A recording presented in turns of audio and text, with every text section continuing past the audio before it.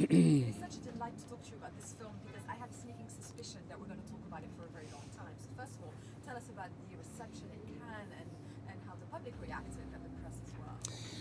It's been fantastic. It's such an interesting thing that happens when you finish a film and you know it better than anybody else, and yet you don't know it at all. You don't know what it's like to experience your film because you'll never be objective about it. And so it's the very first screenings and the first viewers that sort of tell you how it's working and how it affects people.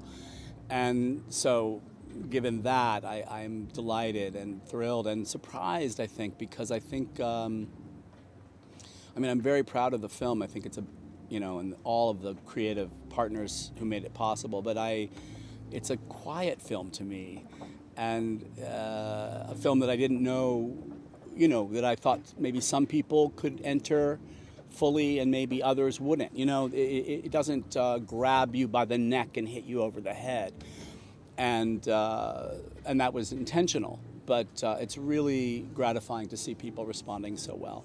It's a very engaging film, and although it is described as a lesbian love story, for me it is a love story. It's Yes. a romance. It must have been important for you just to describe love between two people. Absolutely, it really was. I think the thing that I loved first when I read the novel, The Price of Salt, is that it's really about a love. It's about the universal anxiety, isolation, trauma, and strangeness of first falling in love with somebody and trying to figure out where you stand. But it's compounded by the unique historical condition that there was no example for this love. There was almost no name or word for this love in Therese's world. And so you're already in a strange, uncertain realm, but you don't even have the words for it. And so you're kind of inventing your own love as it's taking you. And, of course, as a gay man, all the progress that's been made around gay marriage and legislation around gay life in the United States and the continual fight and the changing attitudes, which are amazing, are exactly what should be happening, and we have a ways to go.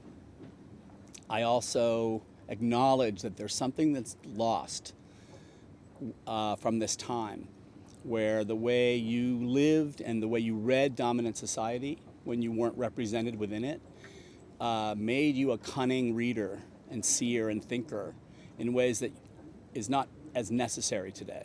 Yeah, I agree. And I was talking with Kate about that as well, about how Carol is dressed also informs how privileged she is. If it was this day and age, I don't think the costumes would have been Yes. similarly telling the story. Yes.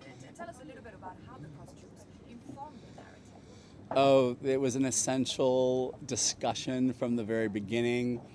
Sandy Powell was, in fact, the person who first told me that this project existed before I was even brought onto it, before they were looking for a director. And I was a little envious. I was like, Kate, in a lesbian love story, I want in on that with you, doing the costume. But absolutely, the modes of dress, the way Carol presents herself, which was very well described in the novel as well, and something that absolutely distinguishes Carol in Therese's world as somebody older, cultured, elegant, and displaying a kind of confident femininity that she is still struggling to find herself and even determine how she could ever pull it off, But that distance and that difference is part of the attraction. Julianne Moore once told me that she thinks that there are good roles and good roles for her. In the case of Kate Blanchett, are there bad roles for her? She's so amazing. Julianne is so amazing as well. She's just being These women, I have to tell you, I'm the luckiest director to have worked with Kate twice, Julianne more than twice. I I learned so much from those experiences, the kinds of roles that I've given to these women that are so challenging. The role of Jude in I'm Not There, depicting that 1966 period in Bob Dylan's life that Kate transformed into something absolutely memorable and Julianne in both Safe, my second feature, an almost unplayable role, that she so completely comprehended and materialized. Yeah, I'm a lucky guy.